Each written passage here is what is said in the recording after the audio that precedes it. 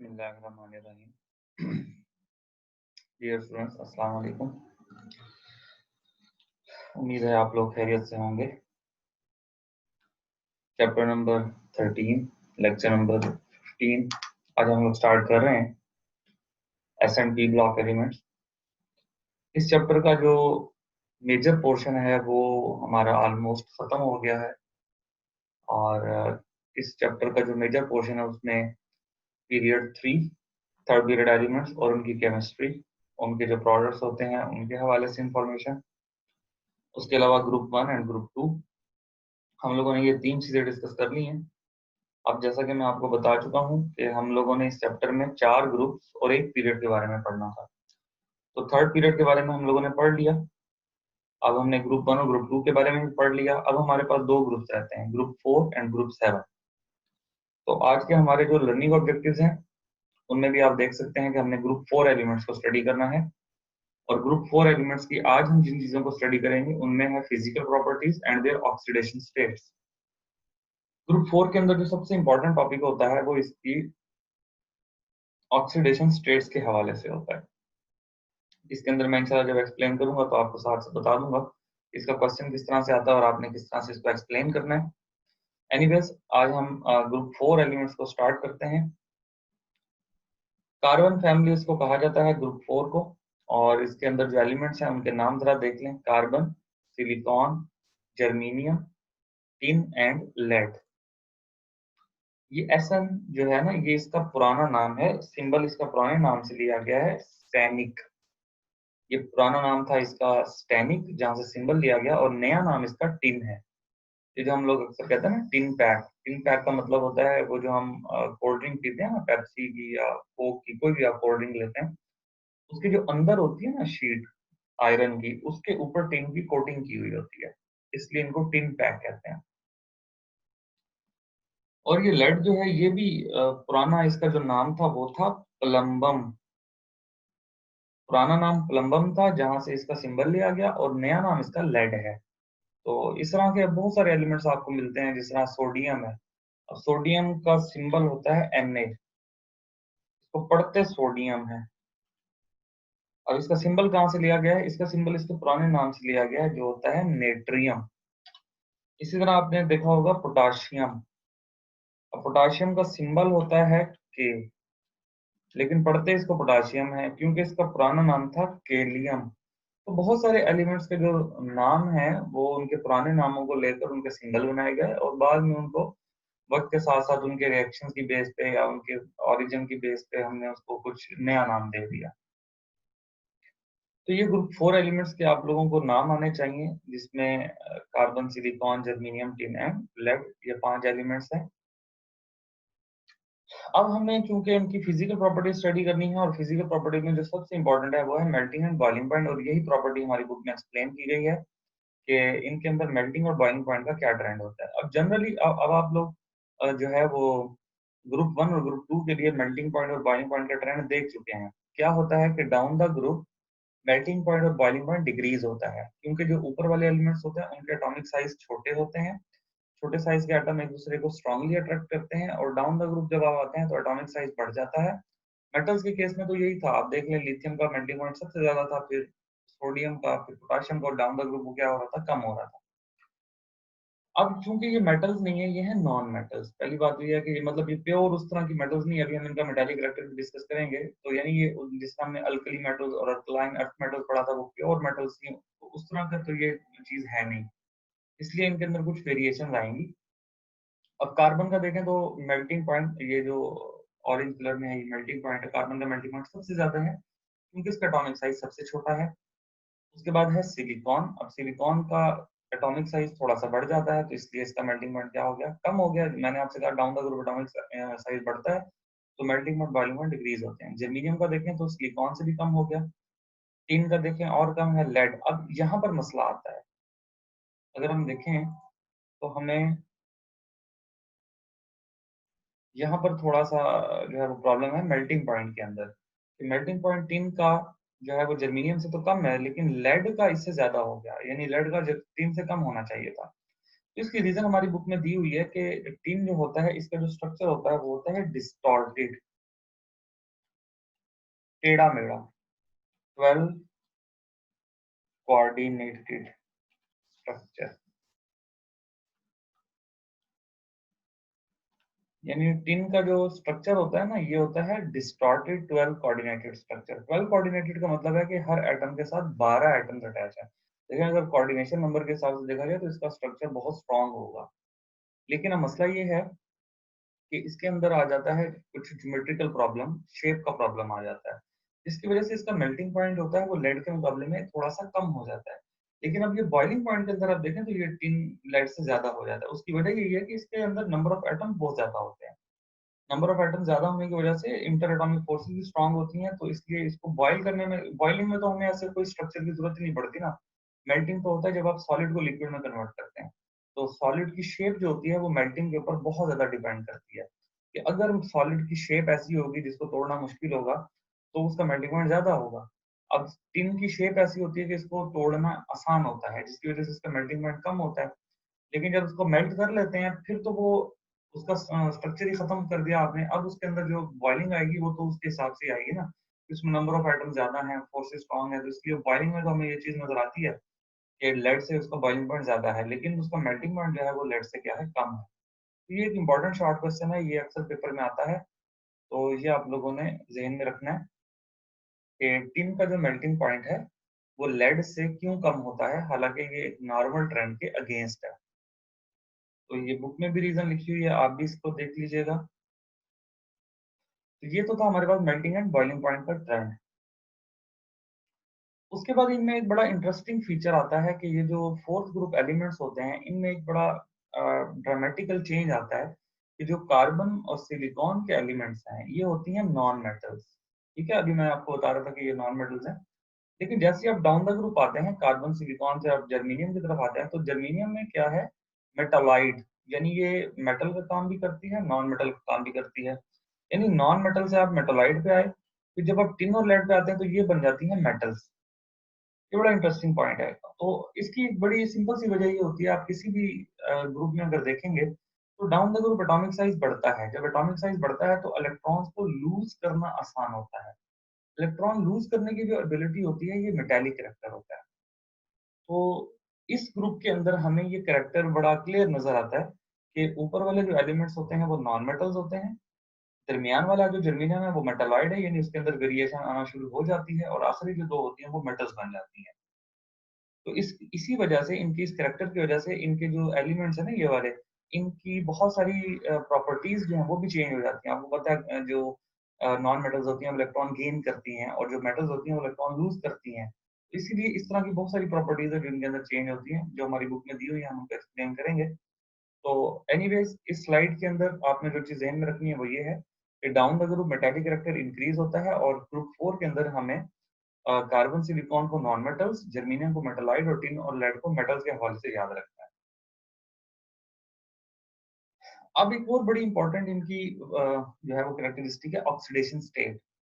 देखिए हर ग्रुप की जो ऑक्सीडेशन स्टेट होती है वो उसके ग्रुप नंबर पर डिपेंड करती है। अब वैसे तो ये चौथे ग्रुप से ताल्लुक रखते हैं, इनके ऊपर +4 ऑक्सीडेशन स्टेट या -4 ऑक्सीडेशन स्टेट होती है। लेकिन इसमें भी एक बड़ी इंटरेस्टिंग बात ये होती है कि जब आप कार्बन से लेड की तरफ जाते हैं तो आप ये देखें दो तरह की लाइनें आपको नजर आ रही हैं। +4 स्टेट के लिए आप देखें तो ये लाइन नीचे की तरफ आ रही है, तो रिलेटिव स्टेबिलिटी फॉल्स या फेल्स। एंड +2 के लिए आप देखें लाइन ऊपर की तरफ जा रही है, ये इंक्रीज कर रहा है, ये शो कर रहा है रिलेटिव स्टेबिलिटी राइजेस। तो एक बड़ी सिंपल सी बात आपको बताता हूँ, इस जो ग्राफ है इसकी मदद से आपको ये बताया जा रहा है कि पहली बात तो याद रखें कि ये जो चौथा ग्रुप होता है इनकी दो तरह की ऑक्सीडेशन स्टेट्स होती हैं। ठीक है जी, एक तो ये +2 भी शो कर सकते हैं, दूसरा ये +4 शो कर सकते हैं।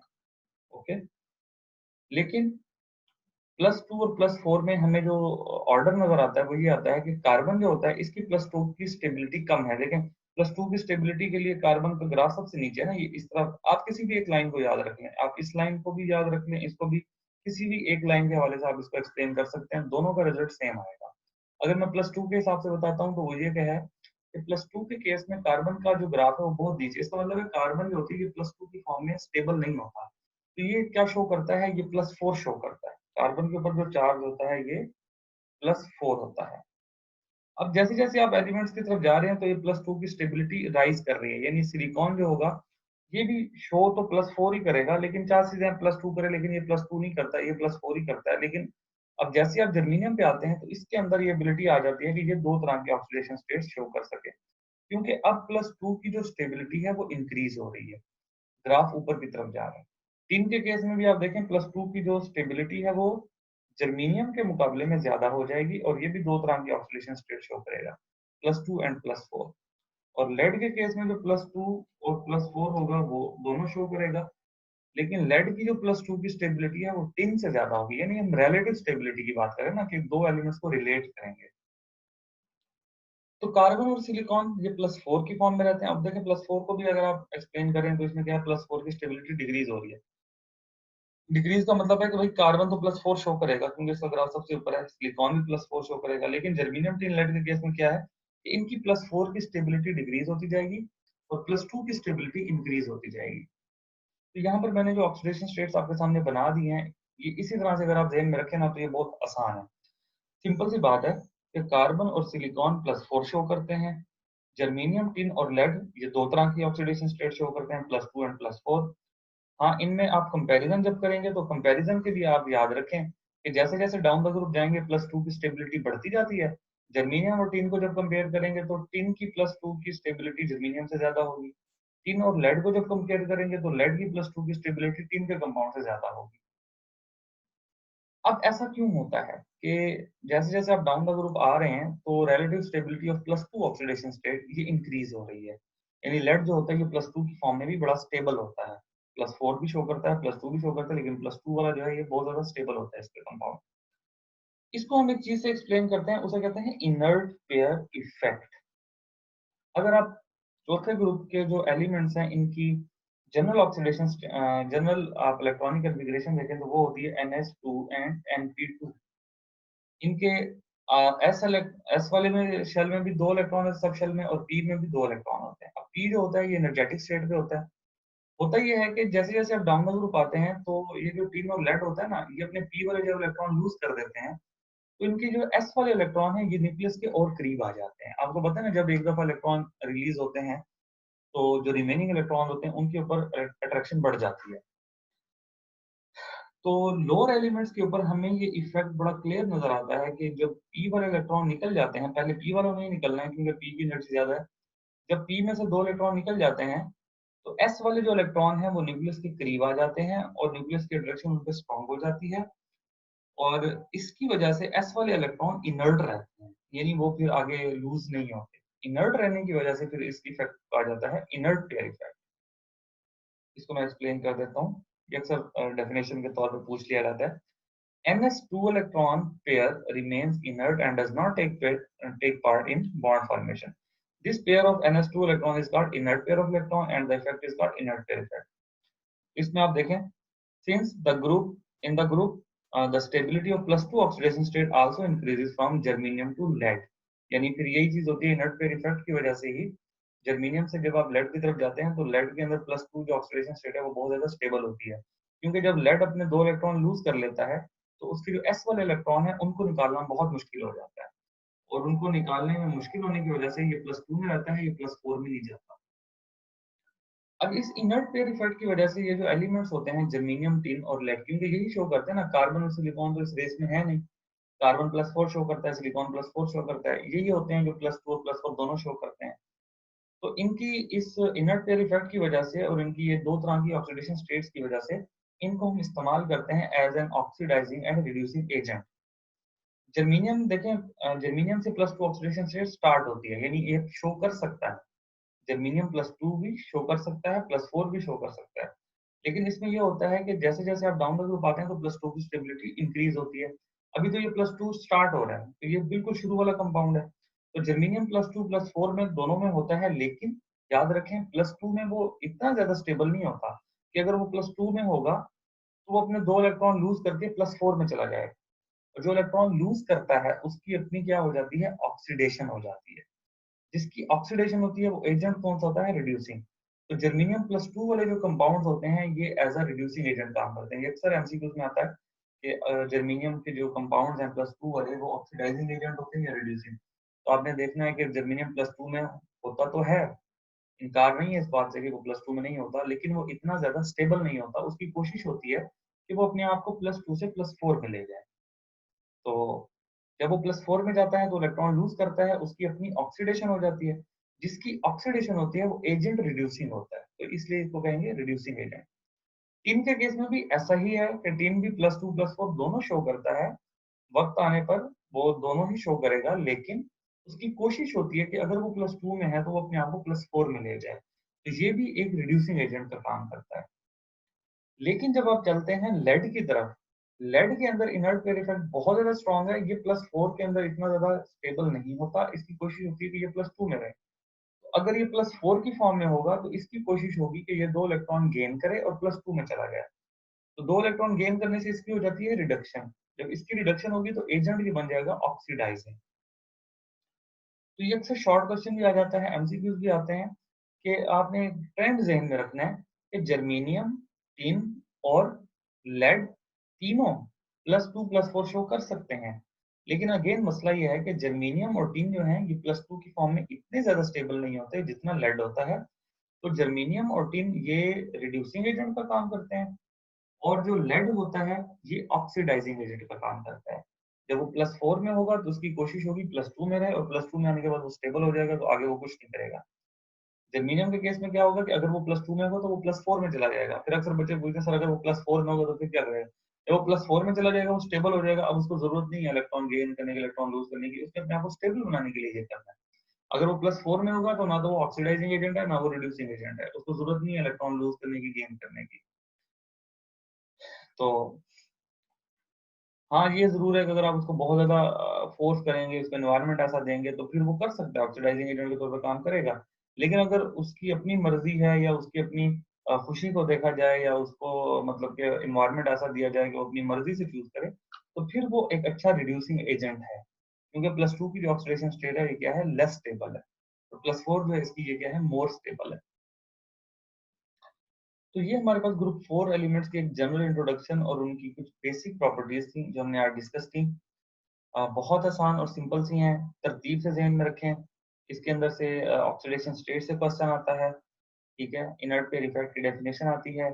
इनर्ट पेयर इफेक्ट को थोड़ा-सा आप लोगों को एक्सप्लेन भी करना आना चाहिए कि क्या होता है कि जब p वाले इलेक्ट्रॉन निकल जाते हैं, तो s वाले इलेक्ट्रॉन न्यूक्लियस के करीब आ जाते हैं और उनको निकालना मुश्किल होता है, जिसकी वजह से वो इनर्ट रहते हैं और +2 वाली जो ऑक्सीडेशन स्टेट है, वो ज़्यादा स्टेबल हो जाती है और लेड के केस में वो इतनी ज़्यादा स्टेबल होती है कि लेड अगर +4 में होगा, तो वो अपने आप को +2 में ले जाएगा। तो ये हमारा आज का लेक्चर था। इंशाल्लाह नेक्स्ट क्लास में आपसे मुलाकात होगी। तब तक के लिए अल्लाह हाफ़िज़।